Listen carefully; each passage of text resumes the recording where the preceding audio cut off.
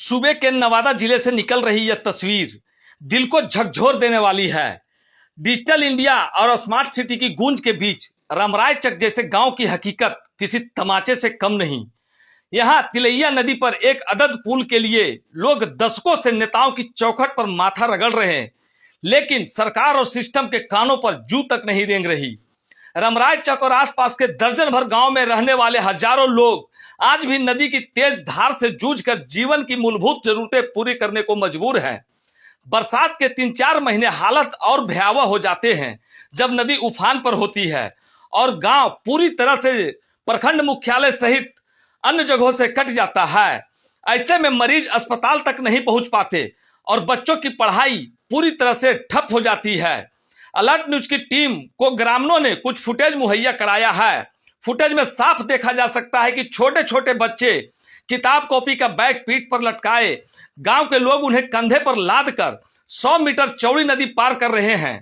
तेज धार में एक एक कदम बढ़ाना किसी मौत से जूझने जैसा है। रामरायचक निवासी संजय चौधरी, दिवाकर कुमार, सुरेश चौधरी, रंजीत कुमार, मंटू लाल और सुनील बर्नवाल का कहना है, क्या बच्चों को शिक्षा का मूलभूत अधिकार पाने के लिए अपनी जान जोखिम में डालनी पड़ेगी? आखिर किस अपराध की सजा भुगत रहे हैं हम? ग्रामीणों का दर्द साफ है। चुनावी मौसम आते ही नेता वोट की भीख मांगने जरूर पहुंचते हैं, पुल का आश्वासन भी देते हैं, लेकिन चुनाव बीतते ही फाइलों में दब जाता है यह मुद्दा और नेता फिर 5 सालों तक गायब। इस बार लोगों ने ठान लिया है, जब सरकार हमारी नहीं सुनती तो हम भी वोट क्यों करें। क्या यही है विकास का मॉडल, जहां बच्चों की जिंदगी नदी की तेज बहाव पर टिकी हो? सवाल है, क्या गांव के हजारों लोग सिर्फ इसलिए बुनियादी सुविधा से वंचित रहेंगे क्योंकि वे सत्ता की नजर में महत्वहीन है? जवाब दे, क्या नेताओं का काम सिर्फ चुनाव में वादों की थैली खोलना और बाद में उन्हें ठंडे बस्ते में डालना है? 26 सितंबर को यहां ग्रामीण सड़क पर उतरकर सरकार को जगाने के लिए रैली और जुलूस निकालने वाले हैं। उनका कहना है कि अब की बार वे वोट का बहिष्कार करेंगे क्योंकि जो सरकार जनता की पुकार नहीं सुनती उसे वोट देने का कोई औचित्य नहीं। यह खबर सिर्फ एक गांव की नहीं बल्कि पूरे सिस्टम की पोल खोलती है।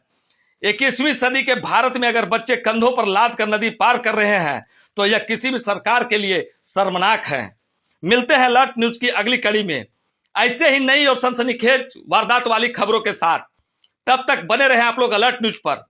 एक विशेष अपील, अगर अभी तक आप लोगों ने अलर्ट न्यूज को फॉलो सब्सक्राइब नहीं किया है तो कृपया फॉलो सब्सक्राइब कर ले, ताकि ऐसे ही अन्य ताजा तरीन मामलों से जुड़ी खबर आपके पास निर्बाध रूप से पहुंचता रहे। तब तक बने रहे अलर्ट न्यूज पर, सतर्क रहे, सुरक्षित रहे। जय हिंद।